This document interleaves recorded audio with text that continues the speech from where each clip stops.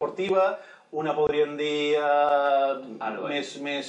més de comercial o laboral, encara que Barcelona té, per exemple, la seva empresa de representació, i Mallorca, que és que seva, jo crec que és molt merescut. N'hi ha un que no el té, n'hi ha un que no el té, perquè n'hi ha que no el van voler, però bueno... Protocol molt estricte, que ell se vota per fer una foto amb tot el ball de vot, tota l'organització que hi ha. Això és la fibra. Això és Rafael. Això és el Rafael, o sigui...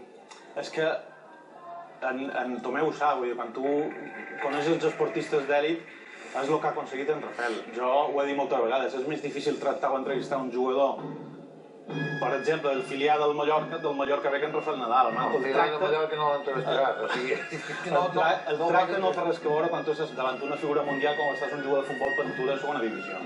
Vaig dir, escoltant com pugen cap a Saló de Plens, Maria Salom, president del Consell, i també Rafael Nadal, des d'avui, fill predilecte de Mallorca.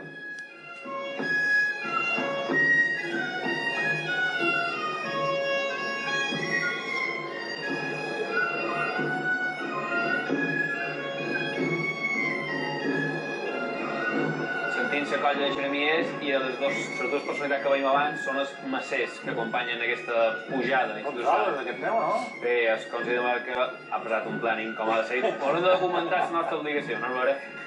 És que temes de protocolaris, bueno, que puja s'escau.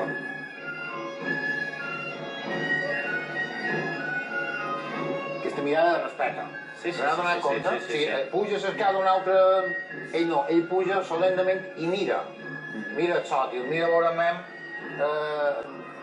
on és, com és, aquí on està, no? I comencen els primers aplaudiments, David. A més, fins i tot en llocs tan protocolaris com aquests, quan entra una persona com en Rafael...